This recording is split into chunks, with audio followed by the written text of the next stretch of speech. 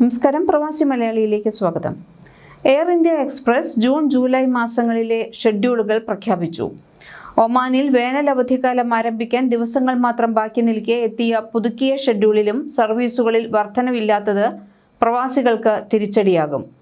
അവധിക്കാലത്തെ വൻ തിരക്ക് കണക്കിലെടുത്ത് സർവീസുകൾ വർദ്ധിപ്പിക്കുമെന്നാണ് പ്രവാസികൾ പ്രതീക്ഷിച്ചിരുന്നത്. മസ്കറ്റിൽ നിന്നുള്ള എയർ ഇന്ത്യ എക്സ്പ്രസ് സർവീസുകൾ പഴയപടി തന്നെ തുടരുകയാണ്. മസ്കറ്റ് കോഴിക്കോട് കണ്ണൂർ റൂട്ടിൽ ആഴ്ചയിൽ 3 സർവീസുകളും കൊച്ചി തിരുവനന്തപുരം റൂട്ടിൽ 4 സർവീസുകൾ വീതവും നടത്തും.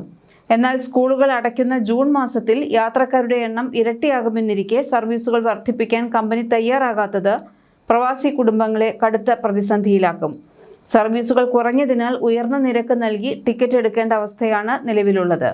അതേസമയം മസ്കറ്റിൽ നിന്നുള്ള സർവീസുകൾ നിലനിർത്തിയെങ്കിലും സലാല സെക്ടറിനെ പുതിയ ഷെഡ്യൂളിലും തഴഞ്ഞു. സലാലയിൽ നിന്നുള്ള കൊച്ചി കോഴിക്കോട് സർവീസുകൾ പുനഃസ്ഥാപിക്കാൻ കമ്പനി തയ്യാറായിട്ടില്ല. പുതിയ ഷെഡ്യൂളിലും സലാലയെ അവഗണിച്ചതോടെ വിമാന കമ്പനിയുടെ നടപടിക്കെതിരെ പ്രവാസികൾക്കിടയിൽ പ്രതിഷേധം ശക്തമാവുകയാണ്. അതേസമയം എയർപോർട്ടിലെ തിരക്കിൽപ്പെടാതെ സിറ്റി ചെക്ക് ഇൻ നടത്തുന്ന യാത്രക്കാർക്ക് കൂടുതൽ ആനുകൂല്യങ്ങളുമായി ഇത്തിഹാദ് വന്നിട്ടുണ്ട്. 3 കിലോ അധിക ബാഗേജ് സൗജന്യമായി കൊണ്ടുപോകാം. കൂടാതെ ഇത്തിഹാദ് ഗസ്റ്റ് അംഗങ്ങൾക്ക് 1000 ബോണസ് മൈൽസ് പോയിന്റും ലഭിക്കും.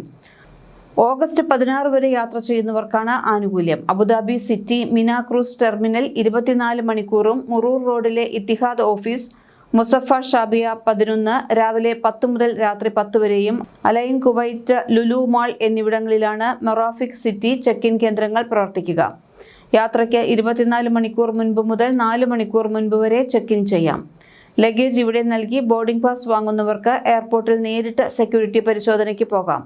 മുതിർന്നവർക്ക് 35 ദിർഹം, കുട്ടികൾക്ക് 25 ദിർഹം, 2 വയസ്സിൽ താഴെയുള്ളവർക്ക് 15 ദിർഹം എന്നിങ്ങനെയാണ് നിരക്ക്. കൂടുതൽ പ്രവാസി വാർത്തകൾക്ക് ഈ ചാനൽ സബ്സ്ക്രൈബ് ചെയ്യൂ.